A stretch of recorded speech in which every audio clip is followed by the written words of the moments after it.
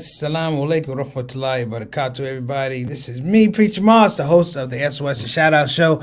Hope you're having a wonderful Saturday. Hope you had a great Friday as we, again, these are the last, this is last Saturday in Ramadan. We are moving through this thing, brothers and sisters. I remember the first day, and I remember now. And that's not to say, I haven't been paying attention, going through my Ramadan rituals, reading my Quran, getting in my night prayers. It's just that there was something different in the air and the attitude. I think it may be the fact that, like maybe vaccination started before Ramadan this year, and people had a sense of, I want to say, capacity, and they had a sense of capacity and potential. People started thinking that, hey, we might be able to go to the masjid with purpose, with regularity, with consistency, and pray nafil, and do these things along with Taraweeh prayers. And it was interesting, man. I spoke at a masjid Miriam. Big shout out to Imam Ahmed. I spoke to a group of people after Taraweeh prayers. And that group had to be at least 80 folks. 80 folks, they practice social distancing. Let me get that out of the way. But I got this thing that people were really, really anticipating what normalcy would look like. What normalcy would look like, how we would feel when we would get there. We would be prepared. Just the idea of how do you engage conversations after being in a situation where we were isolated. And I don't mean just isolated like I'm not seeing you because of my business or schedule. I mean isolated because we didn't know what exchanges could lead to. An exchange could lead to illness. An exchange could lead to death.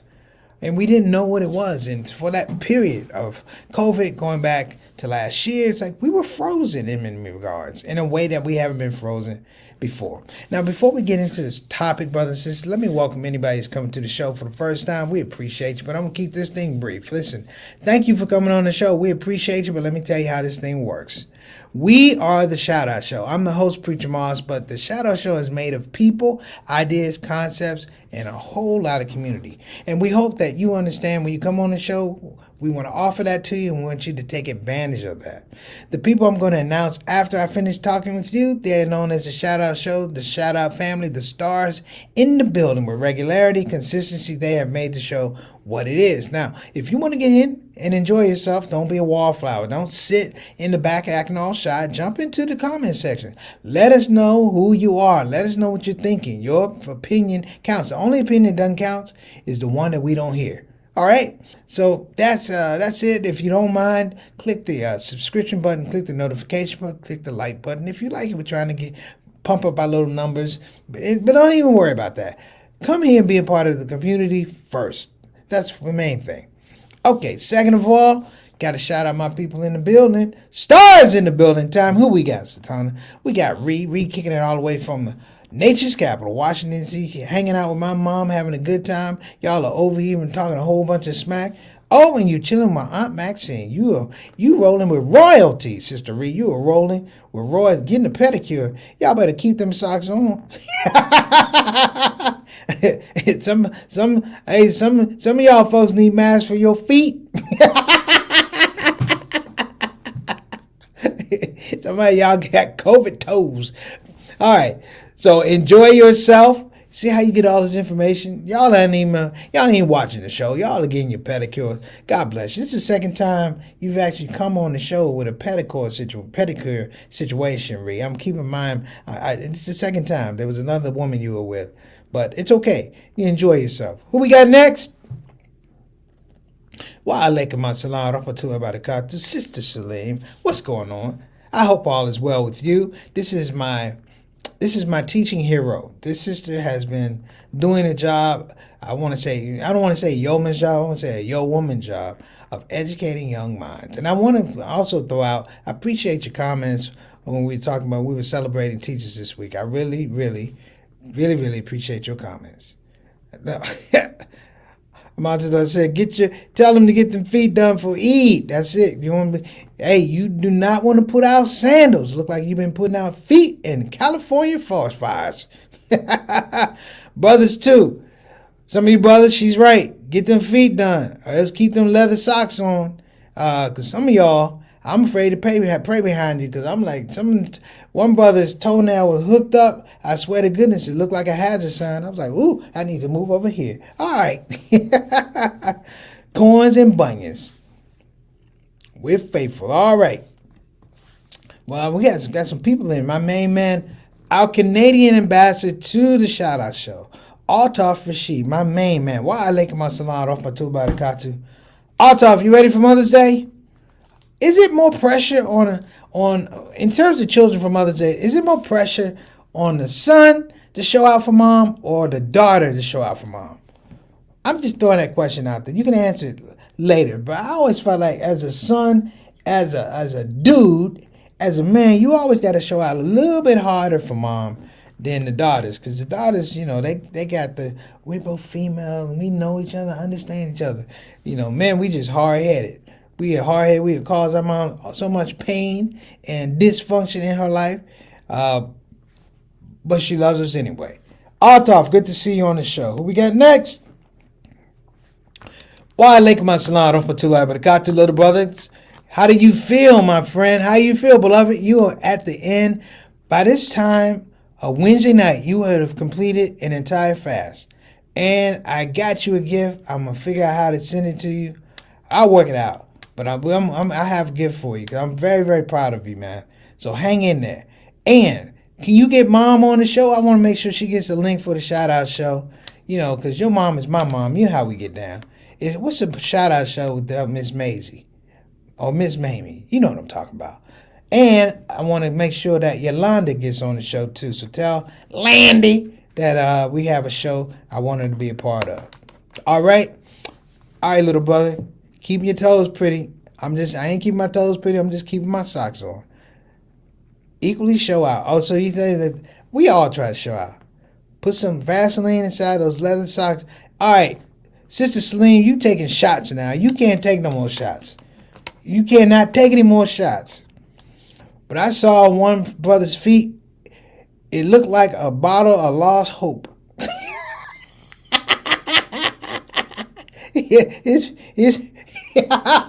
Okay, I'm sorry. Let me give a shout out to our consultant producer, Miss Sultana Whitfield, who's working the back, making sure everything works smoothly. It's so nice that I have to click all the buttons. And she does such a great job of it. And she jumped right into it. She jumped right into it, making sure everything was everything and we could function. So sometimes I might not come on the show right on time, or sometimes I might not even be here on the show. She has figured out, and we got to give kudos to Sister Sultana, and she figured it out.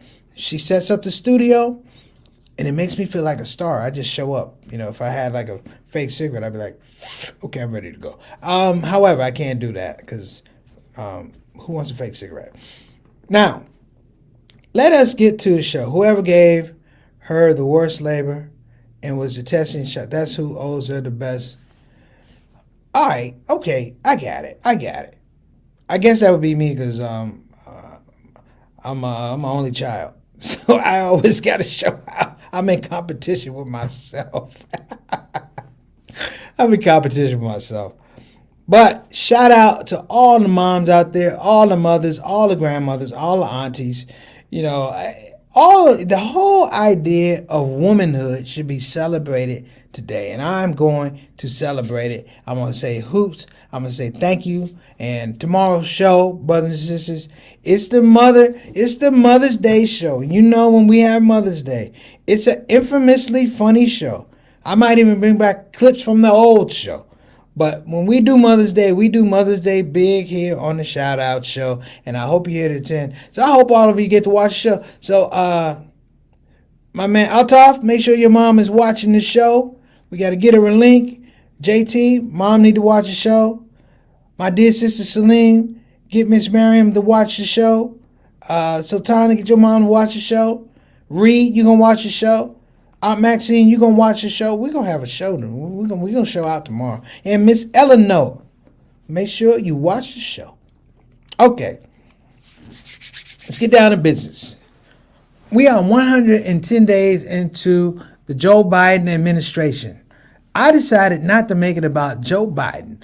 I decided to make it about since he took office, the whole aspects of American politics. And the question is, how are you doing? We are 110 days into American politics. And I realized something when I was on the track this morning.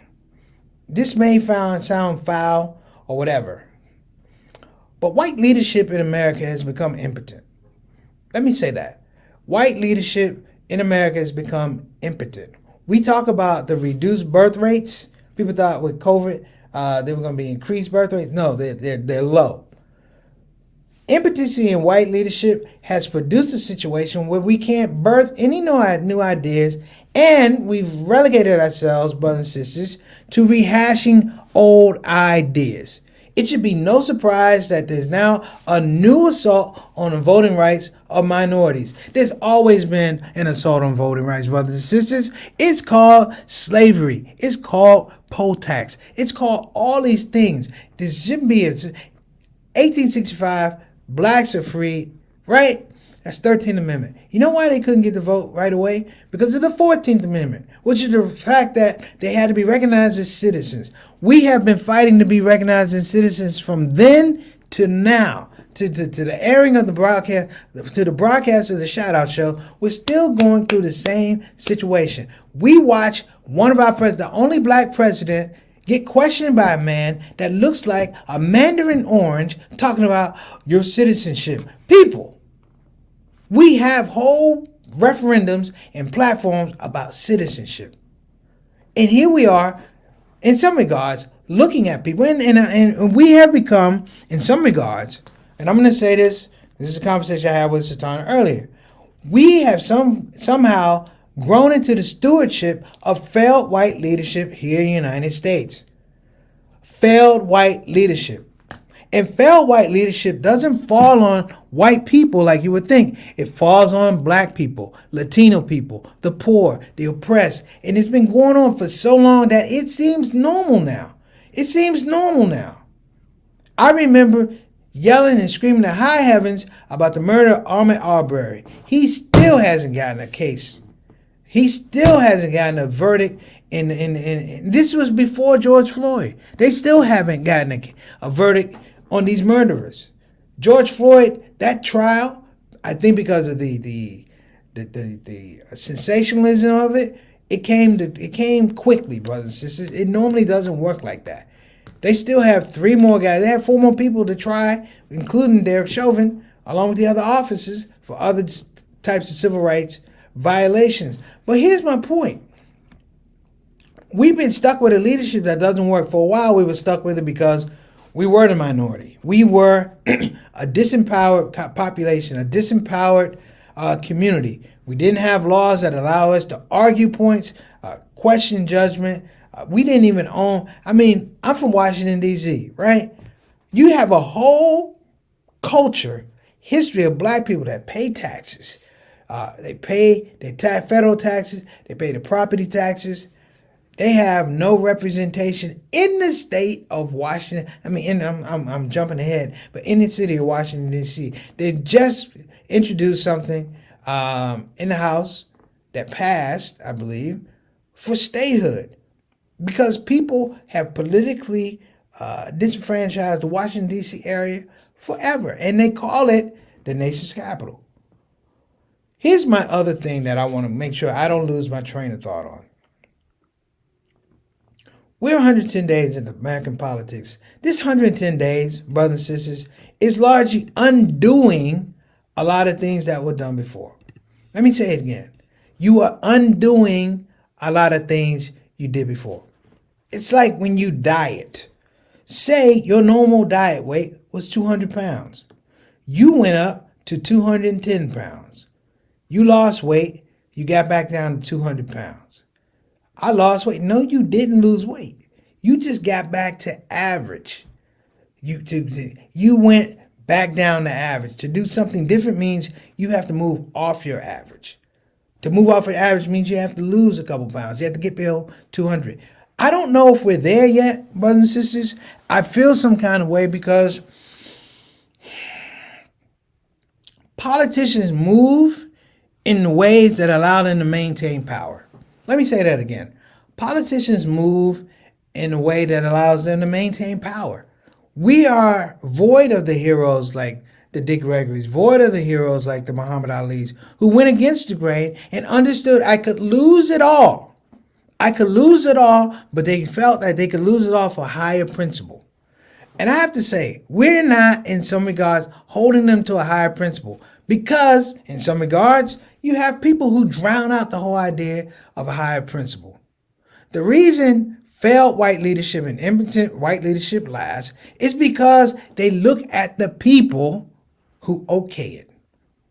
And that's to say, in some regards, you have failed white existence. If you're looking at the political system now, you're looking at the GOP, you're watching GOP, this is white people eating their own children. And normally it'd be a cool thing. But in this case, this is white people eating their own children to maintain an agenda. To maintain an agenda. Because, let's call it what it is. You've seen the statistics. Okay, because we're still asking from people to take still, calling and say, yeah, you're right. We know better at this point. If we don't think differently and do differently, what are we expecting? That's it. What's one of my favorite quotes from a man, W.D. Muhammad? Well, he had a couple, but if they don't treat you right, they can't teach you right. And he says, if you don't like the way people treat you, change the way you think. This is what I'm talking about.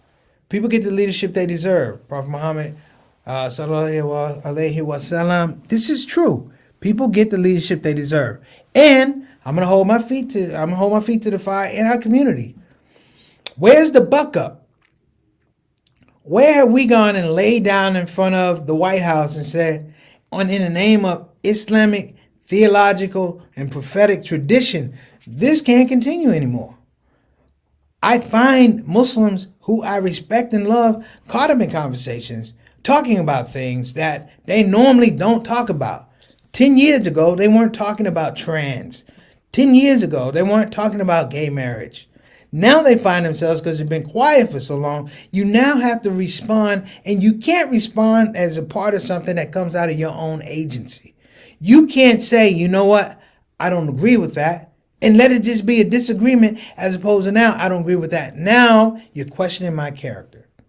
Now, because I don't give you what you want, I don't say what you like, that there's something inherently wrong with me. I was on the show earlier today, brother Qasim Rashard, and we were talking about Muhammad Ali. You know what Muhammad Ali first experienced, brothers and sisters? Dig this.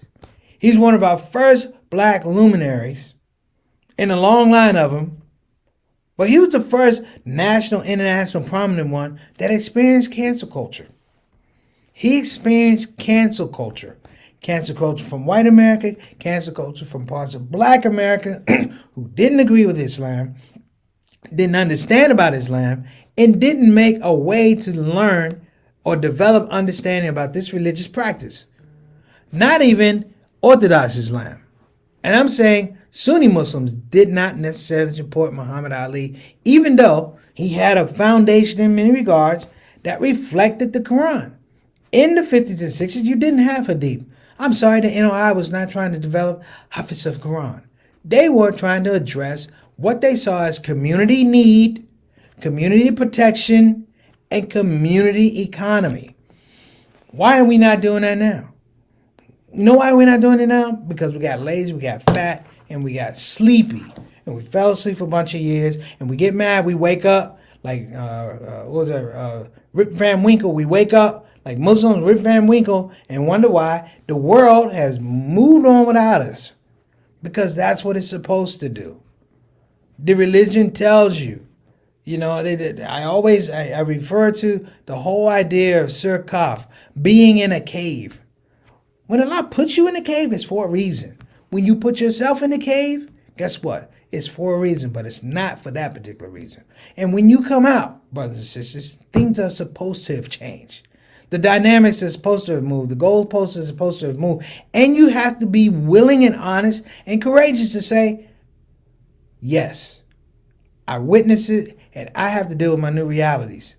You know, the problem with white leadership right now, is it so incestuous with lies and misdeeds and poor intentions that I don't know what is A and what is Z. I don't know when people come in or people come out. It's so amorphous, brothers and sisters. I literally have to step back. And I got to pinch myself. Two reasons. Number one, that it's going on. And number two, these are the people that are leading our country. They're the people who are leading our country. In our own community, we have City Councilman from Cleveland, Bashir Jones, running for mayor of Cleveland. He's running for mayor of Cleveland. That's my brother. I love him as a little brother. You have my support. But I worry about Bashir Jones because guess what? He has ideas. He has thoughts that are connected to the wellness of the community. And these thoughts and these ideas, they're dangerous now. They're dangerous in an environment where people are not thinking that way. You know, the thing about white leadership, and I'm going to say this, dispute it all you want to, put your comments up. White leadership is addictive. White leadership is addictive. It has a nature of addiction to it, whereby, you know, we talk about addicts. People never understand that when a person goes to an addiction, they know that it's an addiction.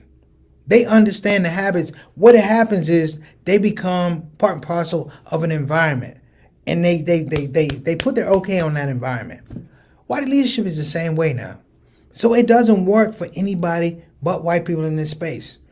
Hear me now. You know, the assault on the Capitol, that was white leadership. Insurgency, that was white leadership. People call it the big lie. That's white leadership. And it's in a conundrum whereby it's in a bubble, brothers and sisters. It's in a bubble. And that bubble, unfortunately, the people inside it, they think that's all that it represents, their needs. You know, we are going back and forth about voting rights and stuff like that. Assalamu alaikum rahmatullahi barakatuh, everybody. You're probably looking at your screen going, that's a scrumptious looking black man. And you're right.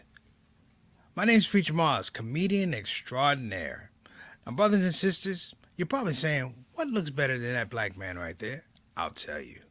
The thought of giving the people in need and assisting them when they need it. Sounds good to me.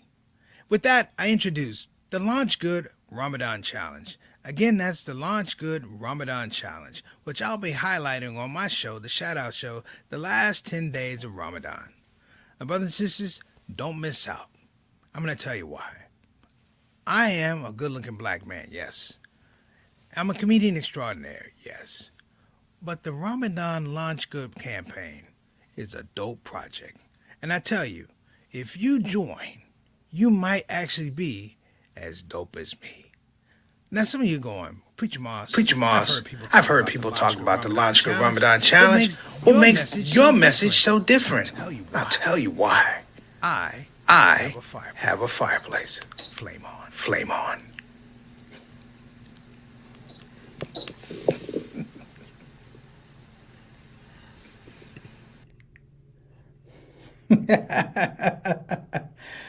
Well, I appreciate that. I thank you, Sister Tana. I was on a bit of a roll. We have to make sure that we roll our advertisements. So I apologize for that, brothers and sisters.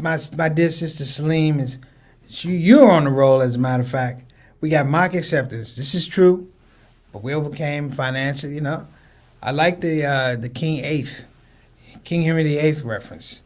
You know, because we're not that. Yeah, our communities are not that. Our communities do not represent and cannot, if you will. And I think Marcus Garvey talked about this. We cannot replicate the governmental structure of the king.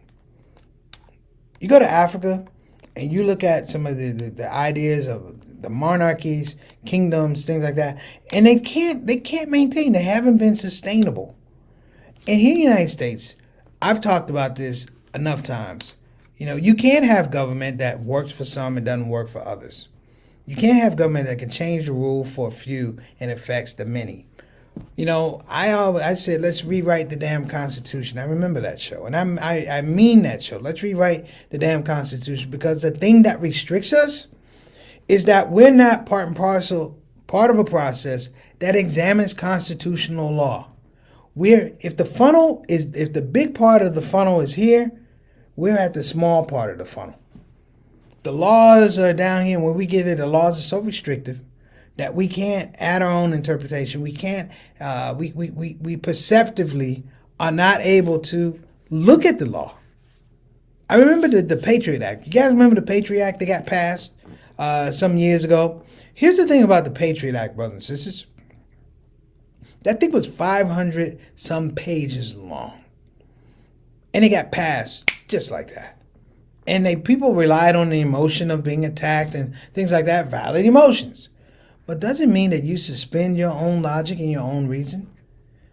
I read as much as I could of the Patriot Act, and I was shocked and appalled. We signed off on things that gave away liberties. We're talking about surveillance. We're talking about sneak and peek rules. We're talking about all these type of things that ironically have come back to bear negative fruit in our own existence today. You want to know why a lot of brothers go to jail these days? Sneak and peek rules. Did you know about that? That's the idea that somebody can come into your house without a warrant, search, look around your stuff, and say they find something in your house that's illegal. Well, guess what? They can go get a warrant, come back, and now I'll do a real search.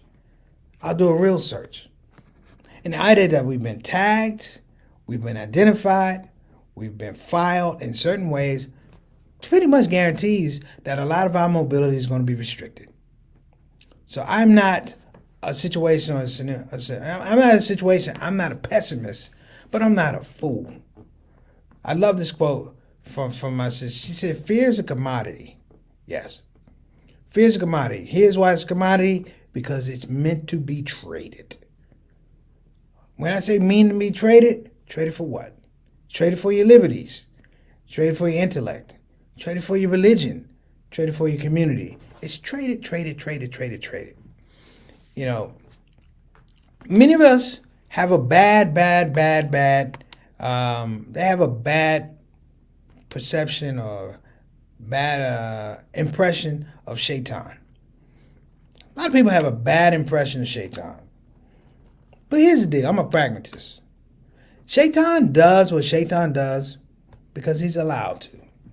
He has an agreement. A conversation has happened. Why do you do the bad stuff that you do? Leaders in America, leaders in the Democratic Party, leaders in the Republican Party, leaders in these lobby groups. Why do you do the bad things you do?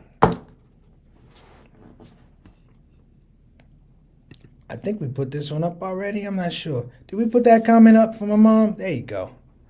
Positive draw dangerous responses because white leadership feels threatened equals violence. Yeah. I'm going to say this, and it's wrong. I'm going to say it.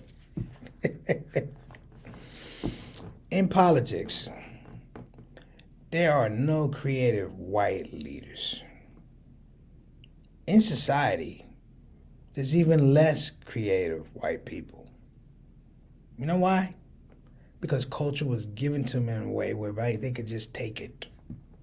They could just take it. I don't have to acknowledge where I got them from. You don't matter. You're, a fraction of a person. I could just take it. And in society now, you have people, even in 2021, through this facade of leadership, they use leadership because they still think that they could take it. Well, brothers and sisters, what you going to do about it?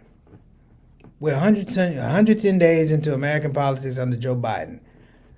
He's done some good things, but he's done some suspect things. He's done some Joe Biden things. What happened to the black people agenda? I hear the poor. I mean, what happened to the living poor? The people who work 2 and 3 jobs just to be under the poor line. And the programs for poverty upliftment, for poverty relief. Can't just go to the middle class, Joe. There's people up underneath. There's 2 levels up underneath the middle class. There's lower class, and then there's the poverty class. And you have to come up with programs for them. Okay? What good is a stimulus check if you can't send it to a home? Because I don't have a place to stay. All right, brothers and sisters, let me wrap up. Let me talk about our sponsors, one of which is getting her feet done. I want to give a shout out, a special Mother's Day shout out to BeFinanciallyIndependent.com. Again, that's BeFinanciallyIndependent.com. If you don't have a computer and you are not living in current times, turn down your 8-track, your reel, and listen to what I'm saying. You can call 1-800-679-3175. Again, that's 1-800-679-3175. When the person picks up the phone on the other side or calls you back, you're speaking to the Harriet Tubman of financial freedom, brothers and sisters. That would be Miss Maxine B. Cade. And ask her to take her shoes off because she just got her toes done. Bam! All right. Also, I want to give a shout out to my institution of higher learning. I want to give a shout out to Bayan Islamic Graduate School. Again, that's Bayan Islamic Graduate School, where I will be graduating May the 16th, I believe it is. We'll have a link for you. You can check it out. Now, listen, I know a lot of y'all make jokes, and you're going, if Preach got a master's from Bayan Islamic Graduate School, I definitely ain't going. You know what? If it wasn't Mother's Day, I'd say, you know what I'm saying. But I'm going to say this. It was a challenge. It took to a space, you know what? It made me look at what I was doing Islamically, look at what I was doing in terms of a community advocate, a social advocate, and it made me better. Okay, so listen, we are out of here. Let me see. He's on his employee's agenda. Biden is not a private contractor. There you go. He's not an entrepreneur. That's it. Thank you so much for the congratulations, brother, sister Salim. My dear sister Salim, and all you brothers and sisters. If you're not on the Shout Out Show tomorrow, it's okay. As long as you are realizing that heaven lies at the feet of your mother. So I'm giving everybody a pause tomorrow. If you can't make it, make sure you put that time in with mothers. The mothers that are here and the mothers who passed on, it's our show. We had a great show last year, and great shout out and perspective from Sister Satana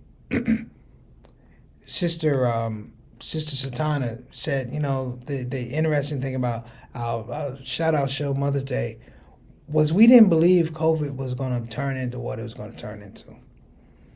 We didn't think it was going to be that bad. If you told me then that we would lose a little under 600,000 lives, not infections, lives, I would have said no. But tomorrow is a bit of a celebration, and I want to make sure everyone is there. I appreciate you. Sister Salim, tell your mom we're going to be doing the Mother's Day show tomorrow. So I'm going to get out of here. You guys have been great. I appreciate you putting up with me. If anybody was here from White Leadership, let me just say from the bottom of my heart, you're impotent.